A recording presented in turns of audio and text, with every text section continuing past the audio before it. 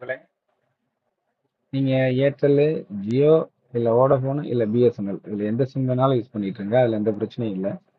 ஒருவேளை இந்த சிம்ல ஏதோ ஒண்ணு உங்க பேர்ல இல்ல, என் நண்பர் வாங்கி கொடுத்தாங்க, இல்ல வீட்ல உள்ளவங்க யாரோ ஒருத்தவங்க வாங்கி கொடுத்தாங்க, இல்ல நான் கொடை போட்டு வித்துட்டு இருந்தாங்க, அவங்கள்ட்ட நான் ஃப்ரீ சிம் வாங்கினேன், யார் பேர்ல இருக்குன்னு எனக்கு தெரியல அப்படிங்கிற கான்செப்ட் உங்களுக்குள்ள இருந்தது அப்படின்னா, ஒரு டைம் யார் பேர்ல இருக்கு உங்க சிம் அப்படிங்கிறத செக் பண்ணிக்கோங்க.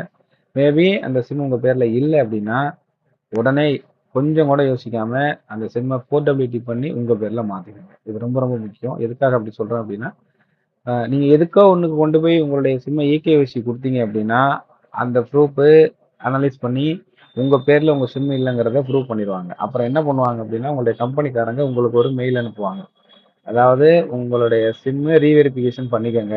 ரீவெரிஃபிகேஷன் பண்ணீங்கன்னா தான் கன்டின்யூ பண்ண முடியும். இல்ல அப்படின்னா கூடிய சீக்கிரமே நாங்க இந்த சிம்ம டீஆக்டிவேட் பண்ணிட்டோம்னு சொல்லி வெரிஃபை பண்ண சொல்லி கால் பண்ணி சொல்லுவாங்க. அடுத்து உங்களுக்கு மெசேஜ் அனுப்புவாங்க, மெயில் அனுப்புவாங்க. நீங்க அத கொஞ்சம் அலட்சியம் இல்லாம, ஒருவேளை உங்களுடைய பார்ட்டி, அதாவது உங்களுடைய நண்பர் கூட இருந்தார் அப்படின்னா, அவருடைய சிம்ம வச்சு வெரிஃபிகேஷன் பண்ணலாம். இது ஏர்டெல் நம்மகிட்ட கூட பண்ணிக்கலாம். மத்த சிம் ஆஃபீஸ் தான் போகணும்னு நெனைக்கிறேன்.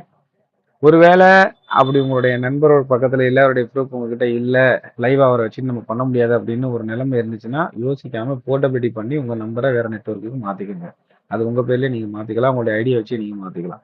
இது நீங்க செய்யாத பட்சத்துல, நான் வந்து ரேஷன் கார்டு குடுத்துருக்கிறேன், பேங்க் குடுத்துருக்கிறேன், சிலிண்டருக்கு குடுத்துருக்கிறேன், முக்கியமானதுக்கு எல்லாத்துக்குமே இந்த நம்பர் தான் குடுத்துருக்கிறேன். இது ரொம்ப இம்பார்ட்டன்டான நம்பரு அப்படின்னு நீங்க நினைச்சீங்கன்னா, உடனே கொஞ்சம் கூட யோசிக்காம போர்ட்டபிலிட்டி பண்ணி நீங்க மாத்திக்கங்க. இத நீங்க செய்யாத பட்சத்துல உங்களுடைய சிம்ம நீங்க இழக்க வேண்டிய சூழல் உருவாகலாம். அதனால கொஞ்சம் கவனமா இருங்க. உங்களுடைய சிம்மு எப்போதுமே உங்க பேர்லயே எடுங்க. அதுதான் நம்ம எல்லாருக்குமே நல்லது.